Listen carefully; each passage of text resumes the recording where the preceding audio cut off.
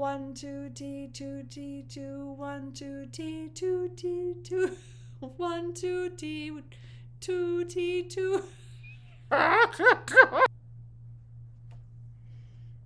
Hey there, thanks for coming back to the channel. Today we're going to talk about a concept that a lot of people want to apply to their classroom teaching, to their choir teaching, regardless of what age level that you're working with. But I hear a lot from people, well, I would love to use that, but I don't know where to start. I don't know how to apply it. And that's, far too often that's the problem with so much of our teaching. We go to conferences and we see teachers use these amazing pedagogical methods with their choirs, and we go home and we want to apply it with our own choirs, and we're like, oh, but how do I do that? So today I hope to spell one of the myths, which is how to apply count singing in a choral rehearsal. Count singing is a concept that most people have heard of through the work of Robert Shaw. Robert Shaw was a conductor and an arranger, primarily of folk songs, who lived from 1916 to 1999. He's an American musician who really gave a lot to the choral academy, if you will. A lot of the concepts that he used, I would say, would apply primarily to, or we would see him apply them primarily to choirs that were a bit more experienced. They were primarily amateur singers, at least that's the way it started, but that's a different conversation for another day. But he utilized count singing in his rehearsals for the purposes of lining things up vertically, for giving rhythmic duration to every sound of every syllable of every word.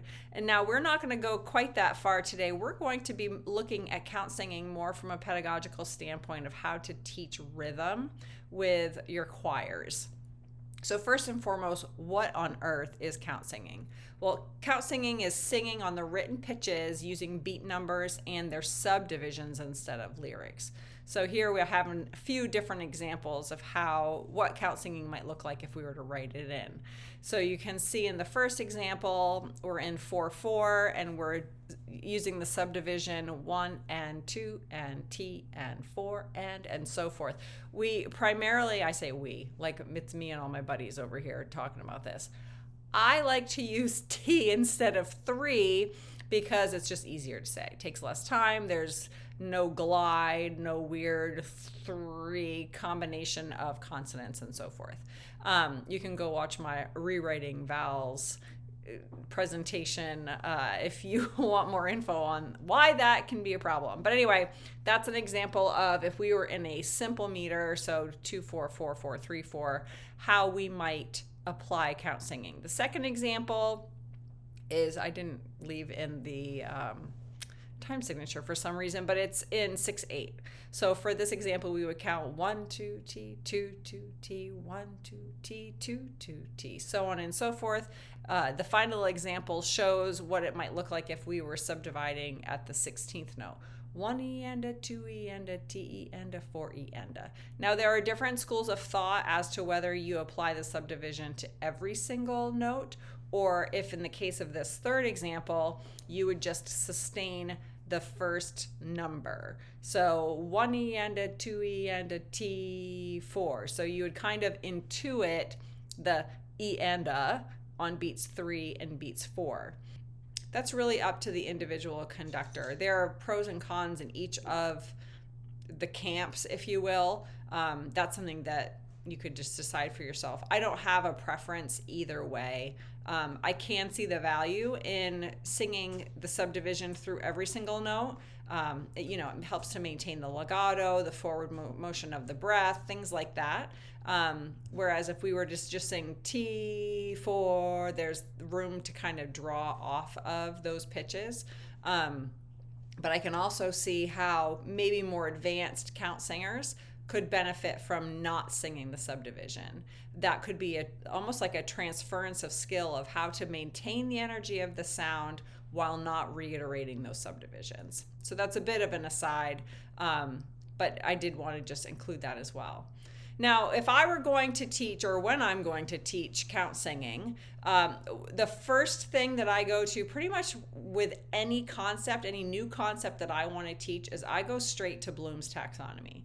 You can see here on the screen just one example. There are many graphics that can be found on the internet to show how Bloom's taxonomy is written out. But essentially, we have this paradigm where we start at the bottom and then we move up towards the peak. So at the bottom, we have remember, understand, apply, and then on the right side, you can see that there are various verbs that you can use to kind of you can use it in your lesson planning first and foremost, which is fantastic.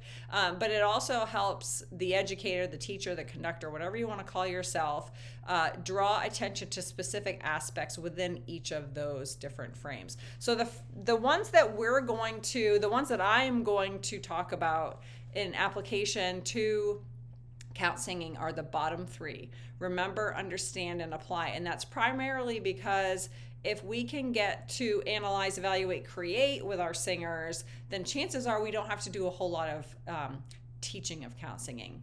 They can figure it out on their own. So let's get into it. So first we have remember. Well, what do they need to remember? I like to call this the regurgitation stage. And I know that's gross, but it sticks. You get it, right? So I give an example, they repeat it back. That's how I'm going to teach count singing. If I want to teach count singing on a simple meter, for instance, I might have them sing 1 2 T 4 1 2 T 4 1 2 T 4 1 2 T 4, right? Or I could sing 1 and 2 and T and 4 and 1 and 2 and T and 4 and 1 and 2, so on and so forth.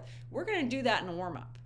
We are going to just sing a song using count singing. I'm going to give the example: 1 and 2 and T and 4 and 1 and 2 and T and 4 and that's probably as far as I'm going to go with that particular example. And we're going to do that a number of times.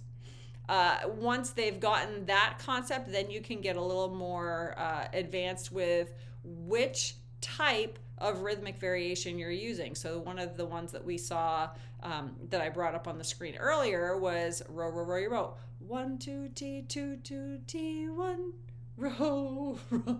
Whew, it's harder than you think. So for one of the examples I showed you before was row, row, row your boat. It would sound like this: 1 2 T 2 2 T 1 2 T 2 2 T 1 2 T 2 2 T 1 2 T 2 2 T. It's the 2 2 that's throwing me off, but that would be an example of applying it to a complex meter. I'm going to also, as I mentioned at the very beginning, work through 16th notes. They need to go through this remember stage with every single rhythmic variation you can imagine. So that includes dotted quarter notes, that includes dotted eighths to sixteenths, whole notes, all of those things. And I would be remiss if I did not mention rests. Just like everything else in the score, you have to teach the rests. The beauty of a rest, insofar as it relates to count singing, is that count singing doesn't allow the singers to sing through a rest, because there's no note value there, right? There's no sounded note value. So teach the singers early on. I choose to say don't sing anything through the rests. Use silence at the rest. If we do kind of like the elementary general music, shh, shh, shh, shh, on a rest, then you're still producing some kind of sound over the rest. It's much better to sing 1 and 2 and 4 and 1 and 2 and 4 and. It also helps with audiation, inner hearing, some of those higher level skills that we want our singers to be working through while we're teaching them how to count sing. And then it's helpful to start with familiar tunes, because that way we're not teaching pitch also. Again, begging from Robert Shaw, his ideas, he always talked about, you can't teach everything at once. You can't teach everything at once to the most advanced singers, so you certainly can't do it with the youngest of singers or the newest of singers. So starting with familiar tunes will help take the guesswork out of the pitches. They'll know the pitches. Now they just have to remember. See what I did there? Remember the count singing part of it. And then you're just going to memorize, repeat, repeat, repeat. Just like with anything, you're teaching anything new. You don't teach a kid one time that the stove is hot in order for them to remember to not touch it. No, you have to teach them over and over and over again. The same thing is true when you're in this first remember stage of teaching count singing. And I think this is why a lot of teachers stop teaching it. It's because they're like, after 2 rehearsals, these kids aren't going to get it. I'm just not even going to try anymore. No, you have to keep after it. It has to become redundant. It has to become an everyday part of your schedule of teaching. Okay, the second step in Bloom's as we move up is understand. So after remember, the next step in Bloom's taxonomy is understand. So remember, we had that pyramid. Remember is the baseline. That's just pretty much repeating back the information that's given to them. Once they have established that section of the taxonomy, once they have internalized the remembering stage of the taxonomy, that's the point at which you would go to this next section, which is the understanding section of Bloom's taxonomy. And when one understands something, that can be visualized or that can be represented by the individual's ability to explain an idea or a concept. In our case, we're not going to use verbal explanations to show a level of understanding. Rather, we're going to give some means by which the singers in our choirs can essentially prove that they understand what's going on. And the first thing that you can do, it requires them to actually have music in their hand.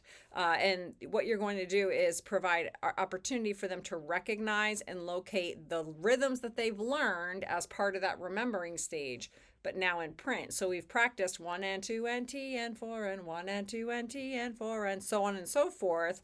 Well, now here's a piece of music. Show me where that is.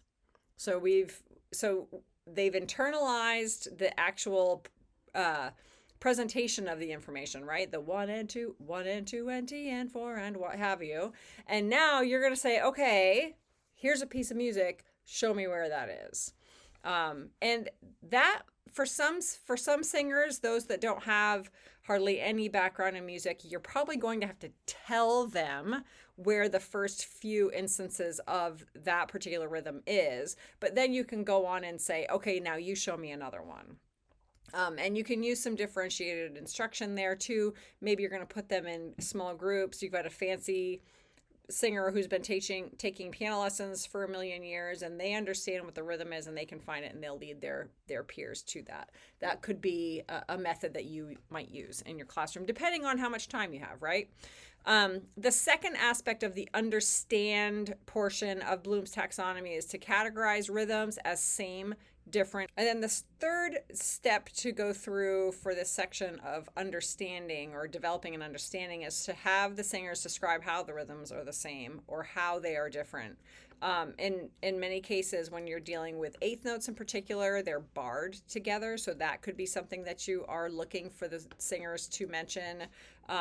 If you are working with, maybe stems are up for 2 eighth notes and then stems are down for 2 eighth notes, you could say that those are the same, right? So even though they might look a little bit different, you need to start to put together the pieces of how things are actually the same even when they might look a little bit different. And now we're going to move on to the third and the final section, which is the application portion of Bloom's. And when we're looking to application, we're thinking of taking the information that they have, the information that you gave to them verbatim in the remember stage where they regurgitated it back to you, the proof of their understanding of that information that you gave at the baseline. And now we're going to take all of that and we're going to apply it to a different situation. In music education in particular, we call that a transference of skills, right? So we're taking information from one interaction that we have with it, and we're applying it to a different situation.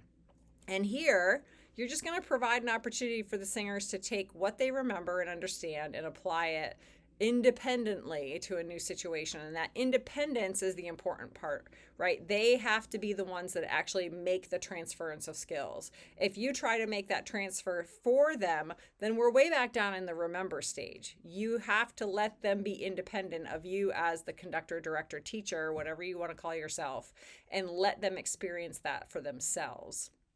Otherwise, we're stuck in that remembering and understanding framework, which isn't bringing any, it's not bringing any level of true knowledge about the use of count singing to the singers, because you're still giving them the information. So what might this application actually look like? It would be taking the rhythmic concepts that you've taught them, the eighth notes, the quarter notes, the rests, what have you. And now we're going to flip that, and we're going to say, here's a brand new piece of music, sing it using count singing. And that's the application. And I mentioned in the first video that we don't do a lot, at least at this level of understanding, with the analyze, evaluate, and create aspects of the taxonomy. There's room for that. I'm just not going to take the time to talk about that here. So far, we've gone through the basics of what is count singing, and we've talked about how we can apply Bloom's taxonomy to teach count singing, to make it something that we can actually use in the classroom rather than this sort of pie in the sky, ivory tower concept that only the most capable of musicians can produce.